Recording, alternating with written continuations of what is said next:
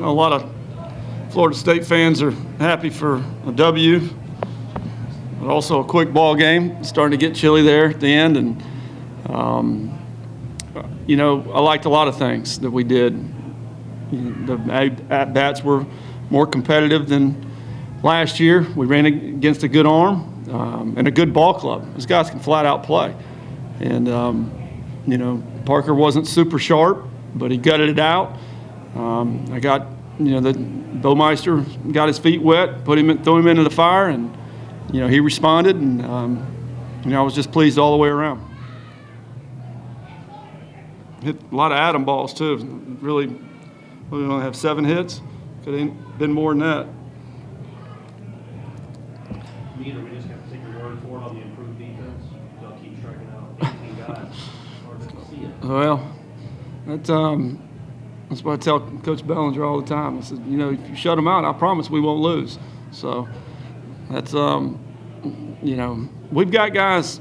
We're going to strike a lot of folks out, and so it's a blessing to have what we have. But we've just got to, again, I'm going to say it over and over, got to keep them sharp, keep them fresh. What's it say about Parker? You say he wasn't really sharp tonight, but you look at the box score and kind of see the outings he had. He just, when I say super sharp, you know, there's a lot of off-speed pitches that he missed down with. Obviously, that is where you want to miss with them, but, you know, he was frustrated, you know, coming in the dugout a couple of times because he put a few too many pitches in his arm when he could have gotten out of, you know, stuff quicker. And, you know, but again, those hats off to their offense, and they're dang good. So it's a good battle. How pleased were you with how guys handled it, especially new guys handled the environment, first time out, everything that comes with it today? Yeah, I was pleased. There was a little bit, you know, like Jackson when he got out of that and lets go of a lot of emotion. You know, he was 95, 97 that inning from the stretch.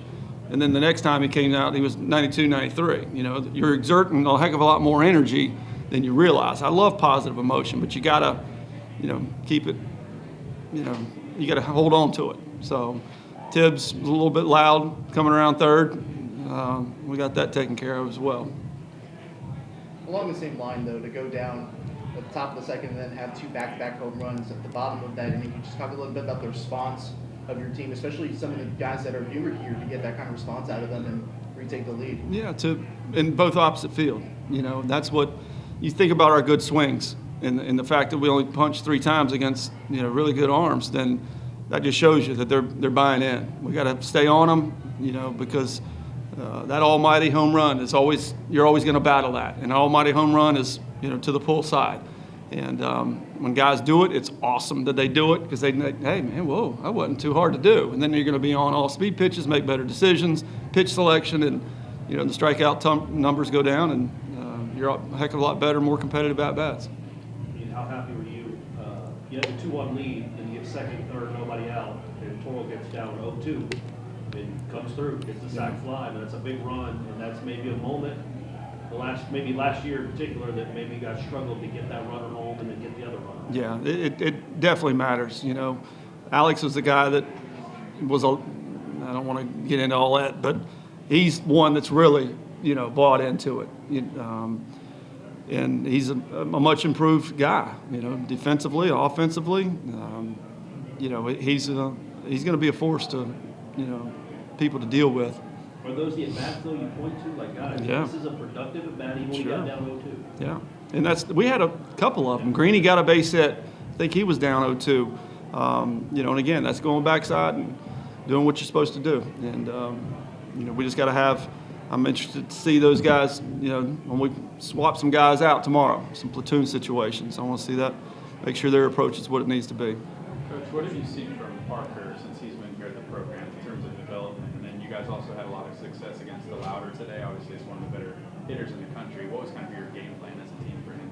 Well, just make him uncomfortable, throw the kitchen sink at him. I think a lot of guys, you know, stay – and that's what separates Parker. You know, there's 4 pitches for strikes at any time.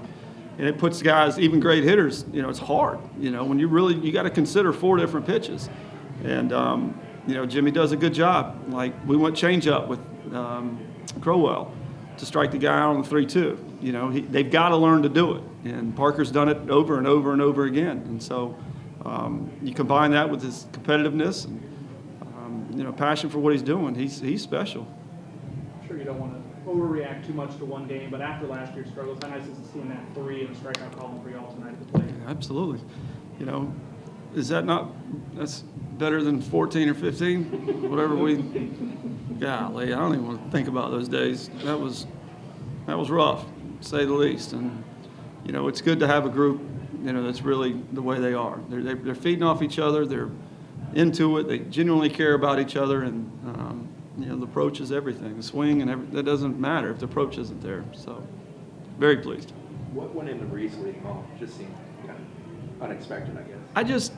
I kept watching DeLauder and their right-hander. It's a good arm, by the way, Showalter. I just kept watching him, and I said, you know, that's a good matchup. And I wanted to, you know, when we get JC and T-Mart back, and I want guys to be, you know, I've always been that way. I never liked getting bounced around the lineup. I got bounced around because I stunk, but, you know, just knowing where you're going to be based upon who's pitching and, you know, coming to the yard every day, I think there's something to that. And so, you know, Reese can handle it. I just said, you're not going to go up there and all of a sudden start taking pitches. Just go hit. And, you know, he had some good swings and lined out to third. And the ball hit to second. The kid made a great play on him. And, of course, the drag bunt. So I don't know, had an epiphany. I can't spell that word, but I'm pretty sure that's what it means, right? I just said, you know what, let's do this. What is it about Jackson that gives you the confidence to put him in right there in his first outing?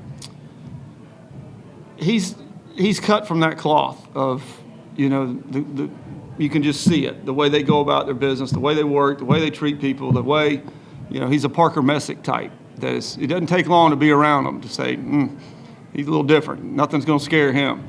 And, you know, we wanted to get him out there. We felt it was our best matchup. And, you know, that was huge to get us out of that inning.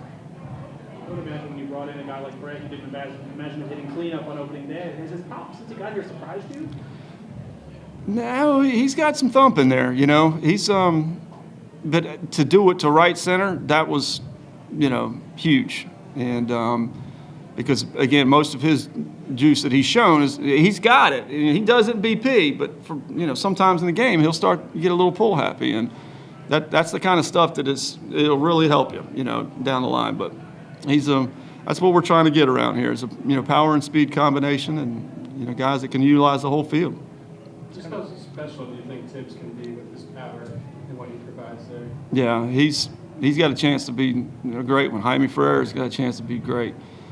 A.J. Shaver's got a chance to be great. You know, all those guys, this is what everybody's chasing, you know, the power and speed. When they hit it, there's damage. They get on the base pass, you don't have to worry about scoring from second on a base hit. You don't have to, you know, worry about scoring from first on doubles. Those are the kind, you can't miss opportunities. And that's what we're trying to build here. It's kind of funny that you mentioned that Jackson has some similar qualities to that different mentality like Parker does. Parker was one of the first people to come out of the dugout and meet him when he got out of that tough jam. Do you think there's a real big bond there between those two, and do you think that stretches more across the entire pitching staff as well? Yeah, Parker's a great leader. You know, he's kind of the upbeat. You know, he's always positive, and this day and age that goes a long way. You know, yeah, he'll get mad at himself when things aren't going that way, but he's right back to where he needs to be. You know, he's always hooked in. He's never, you know, pouting or none of that. There's never that type of guy that seems selfish. There's not a selfish bone in his body, and that helps. It helps with an awful lot of things. All good? Good. Thanks, guys. Thank you.